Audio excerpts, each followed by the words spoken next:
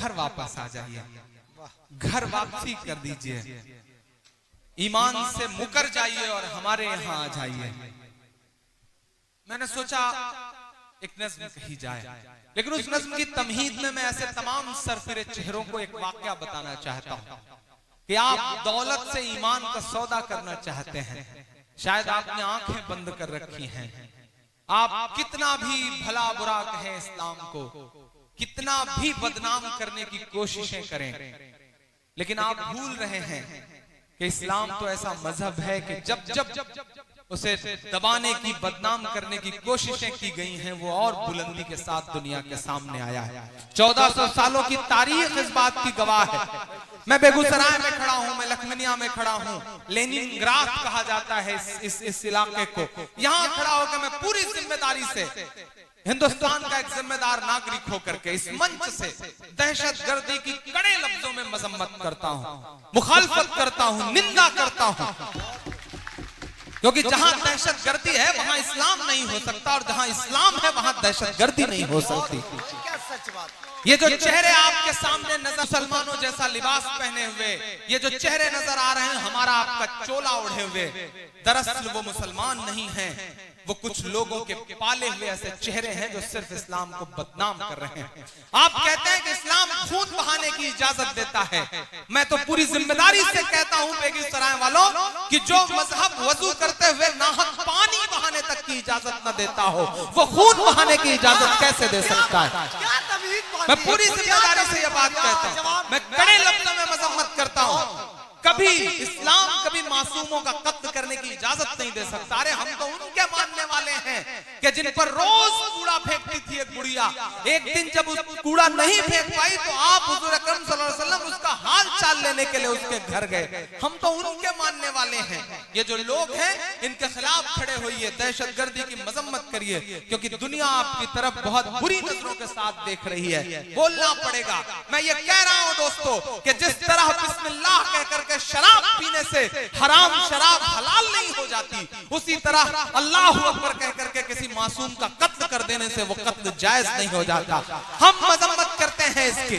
पूरे हिंदुस्तान के 30 करोड़ मुसलमानों की तरफ से कहना चाहते हैं कि आप हम पे इल्जाम लगाते हैं दहशतगर्दी को पनाह देने की। आप ये बात क्यों भूल जाते हैं कि मुंबई अटैक के बाद जो दहशतगर्द मारे गए थे, आप उन्हें हमारी कब्रिस्तानों में दफनाना चाहते थे। उस वक्त मुंबई का पूरा मुसलमान लिखित तौर पर लेकर के हुकूमत के पास जाता है और कहता है कि हम अपनी कब्रिस्तानों में दहशतगर्दों को दफनाने की इजाजत तक नहीं देंगे।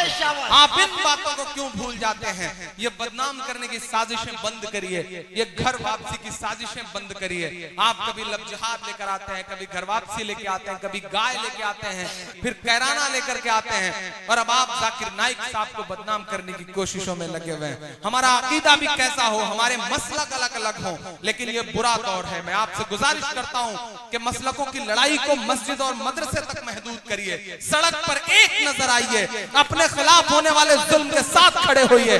आज नहीं खड़े होंगे तो आपका भी नंबर आने वाला है। मैं आपसे ये गुजारिश करते हुए नज्म शुरू करता हूं। वो कहते हैं 5 लाख लीजिए और घर वापस आ जाइए। वो ये भूल जाते हैं कि दुनिया की एक सुपर पावर ताकत में एक शख्स हुआ करता था। अल्लाह ने उसको ऐसा हुनर दिया था, उसके पैरों में ऐसा जादू था कि वो जब थिरकता था तो दुनिया अरबों डॉलर लुटा दिया करती थी। लेकिन उस शख्स को कहीं सुकून नहीं मिला तो उसने अपने चचेरे भाई से कहा कि मुझे सुकून की तलाश है।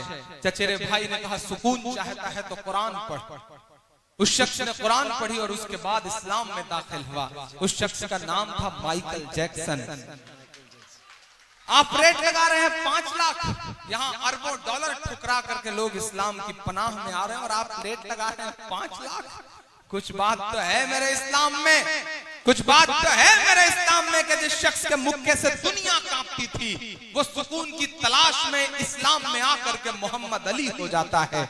कुछ बात तो है मेरे इस्लाम में साहब, कुछ बात तो है मेरे इस्लाम में कि यूसुफ योहाना मोहम्मद यूसुफ हो जाता है। कुछ बात तो है मेरे इस्लाम में कि सुनीता विलियम्स जब अंतरिक्ष जाती हैं तो उन्हें वहां से सिर्फ 2 जगह रोशनी दिखाई पड़ती है और वो 2 जगहें हैं मक्का और मदीना। कुछ बात तो है मेरे इस्लाम में। मैं एक नज़्म पढ़ता हूँ आपकी अदालत में साहब। ऐसे बहुत सारे चेहरे होंगे जिन्होंने शायद पहले नहीं सुना हो मुझे। मैं जिन चीजों के लिए या तो बहुत बदनाम हूँ या बहुत मशहूर हूँ, कोशिश करता हूँ कि वहां तक आपको पहुंचाऊं। पढ़ता हूँ साहब। कह रहा हूँ मैं ये नाप कर तोल कर, मैं हिम्मत करता हूँ मेरी आवाज से आवाज मिलाना। लबों पर हम सजा कर आयते कुरान निकले हैं, वतन पर मरने मिटने का लिए अरमान निकले हैं। जमाना अगर तुला है जान लेने पर तो क्या डरना, हथेली पर सजाकर हम भी अपनी जान निकले हैं। हथेली पर सजाकर हम भी अपनी जान निकले हैं। फैज भाई पढ़ता हूँ नज़्म। कह रहा हूँ मैं ये नाप कर तोल कर, अपने ईमान की आवाज पर बोल कर, अपने ईमान की आवाज पर बोल कर, ख्वाब घर वापसी का जो बुनते हैं वो, ख्वाब घर वापसी का जो बुनते हैं वो, मेरी धड़कन सुने कान को खोल कर, मेरी धड़कन सुने कान को खोल कर। हम मोहम्मद के इस्लाम की शान पर, देखता हूँ कितनी मोहब्बत करते हैं आप अपने आका से। मैं पढ़ता हूँ ये मिसरे कि हम मोहम्मद के इस्लाम की शान पर कल भी कुर्बान थे, अब भी कुर्बान है। हम मुसलमान हैं, हम मुसलमान हैं, हम मुसलमान हैं, हम मुसलमान हैं। मेरे भारत तेरी, मेरे भारत तेरी आन है शान है, हम तेरी सरहदों के निगहबान हैं। हम मुसलमान हैं, हम मुसलमान हैं, हम मुसलमान हैं, हम मुसलमान हैं। पहला बंद पढ़ता हूँ इस नज़्म का साहब कि हम तो फारस अरब से भी आए नहीं, मुझे याद है जब मैंने बचपन में आंखें खोली थी, घुटनों के बल चलता था मैं उबैद भाई, तो मेरे पड़ोस में भगवती मिश्रा चाचा होते थे, मेरे पड़ोस में सीताराम जी होते थे। कभी कभी मैं सड़क पार करते हुए जब मेरे पैर लड़खड़ाते थे तो मेरी उंगली पकड़ के मुझे सड़क पार करवाते थे। हमने ऐसे माशरे में आंखें खोली हैं। ये कौन लोग हैं जो टिकट लेकर के घूम रहे हैं कि पाकिस्तान चले जाइए। अब की जो फैसला होगा वो यहीं पर होगा। अब कि हम दूसरी हिजरत नहीं होने वाली, हमसे अब दूसरी हिजरत नहीं होने वाली। अब ये जो लोग हैं जो कहते हैं साहब कि हिंदुस्तान हमारा है, आपका क्या है, मैं उनसे चीख करके कहता हूं कि आप बाय डिफॉल्ट हिंदुस्तानी हैं। गिरिराज साहब आप बाय डिफॉल्ट हिंदुस्तानी हैं, हम बाय चॉइस हिंदुस्तानी हैं। हमने चुना है हिंदुस्तान को, हमारा हक 2 गुना है इस मुल्क पर। हमने चुना है, हम चाहते तो पुरखों के साथ जो बंटवारे के लोग थे उनके साथ जा सकते थे, लेकिन नहीं गए। हमने इस मिट्टी में अपनी सांसों को दफन करना कबूल किया, हम गए नहीं। हमारा 2 गुना हक है साहब। मैं मिसरे पढ़ता हूं कि हम तो फारस अरब से भी आए नहीं, तेरे अपने हैं हम तो पराए नहीं, तेरे अपने हैं हम तो पराए नहीं। इस तरह से सितम हम पे ढाए गए। महसूस करिएगा कभी कभी उस सितम को। हम चेहरे से मुसलमान नहीं लगते, हम ट्रेनों के फर्स्ट क्लास में सफर करते हैं। मेरे इस दर्द को अरशद साहब समझ सकते हैं, उबैद भाई समझ सकते हैं, फैज भाई समझ सकते हैं, परवेज भाई समझ सकते हैं, या हम इन जैसे लगने वाले तमाम लोग समझ सकते हैं। हम ट्रेनों के फर्स्ट क्लास में सफर करते हैं, हमारे पड़ोस में बहुत सारे लोग बैठे होते हैं, हम चेहरे से मुसलमान नहीं लगते, लेकिन जब हमारे मोबाइल पर फोन आता है और हम जवाब में जब वालेकुम अस्सलाम कहते हैं तो हमारे आसपास की सवारियों के चेहरों के एक्सप्रेशंस बताते हैं कि मुल्क के हालात बहुत बदल चुके हैं। समझिए इस बदलाव को समझिए, बात करिए। हम एयरपोर्ट पर खड़े होते हैं सिक्योरिटी चेक के लिए, बोर्डिंग पास पर हमारा नाम पढ़ने के बाद सिक्योरिटी इंचार्ज की उंगलियों का दबाव बताता है कि मुल्क के हालात तो बहुत बदल गए हैं। बोलना पड़ेगा, मायूस होने से काम नहीं चलेगा। बिहार वालों, मायूसी कुफ्र है। आपने मुत्तहिद होके बताया पूरे हिंदुस्तान को कि फासिस्ट ताकतों से मुकाबला इस तरह किया जाता है। मैं सलाम करूंगा आपको, आप बहुत जिम्मेदार लोग हैं। आप मायूस नहीं हुए, क्योंकि मायूसी कुफ्र है इस्लाम में। डूबते हुए सूरज को देख करके लोग दरवाजा बंद कर लेते हैं और उगते हुए सूरज को देख करके लोग दरवाजा खोल देते हैं। आपसे गुजारिश करूंगा, नई नस्लों से गुजारिश करूंगा कि बोलना सीखिए, वक्त से आंख मिलाइए, बुरे वक्त के सामने खड़े होइए, क्योंकि जो वक्त से आंख नहीं मिलाते वक्त उनसे बहुत बुरा इम्तिहान लेता है। जिन अंग्रेजों की हुकूमत में कभी सूरज नहीं डूबता था, जब वो वक्त से आंख नहीं मिला सके तो आज उनके राजाओं के कपड़े बैंड बाजे वाले पहनते हैं। समझना पड़ेगा इस बात को। मैं पढ़ता हूं बंद कि हम तो फारस अरब से भी आए नहीं, तेरे अपने हैं हम तो पराए नहीं। इस तरह से सितम हम पे ढाए गए, मुद्दतें हो गई मुस्कुराए नहीं, मुद्दतें हो गई मुस्कुराए नहीं। पटना से लेकर के दिल्ली तक इमरान प्रतापगढ़ी के मिस्रों की गवाह हैं हिंदुस्तान की हजारों इमारतें कि मेरे पुरखों की जागीरदारी है ये।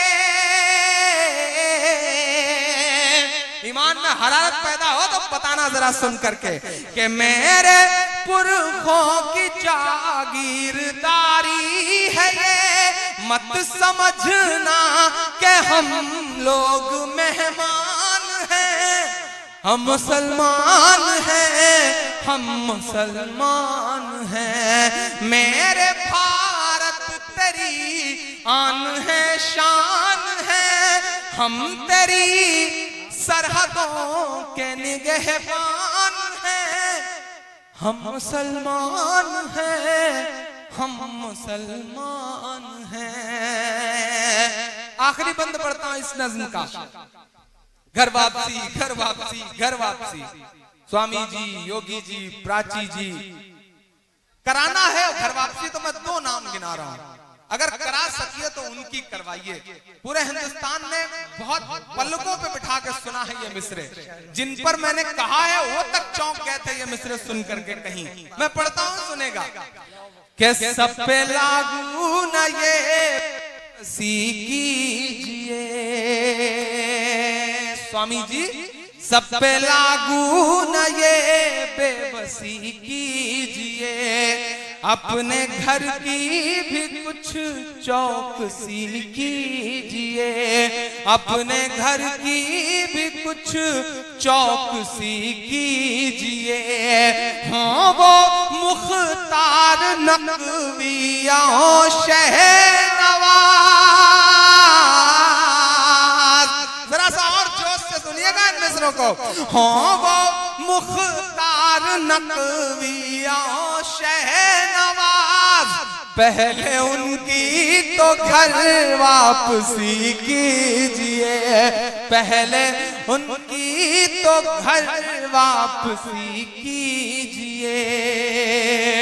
और जो उधर दोस्त खड़े हैं जिन्होंने पूरी रात एक भी मिसरे पे किसी को दाद नहीं दी है, मैं उन्हें भी पुकारता हूँ, मैं इन्हें भी लोगों को शामिल करता हूँ, ये सामने बैठे लोगों को और पीछे बैठे एक शख्स को शामिल करता हूँ, क्योंकि अब जो मिसरे पढ़ने जा रहा हूँ ये आपके 800 सालों की तारीख है इन मिसरों में। इमरान पढ़ता है ये मिसरे, मेरा ईमान, मेरा तेवर, मेरी खुददारी, मेरा ज़मीर बोलता है इन मिसरों में कि 5 दिन की हुकूमत पे इतना नशा,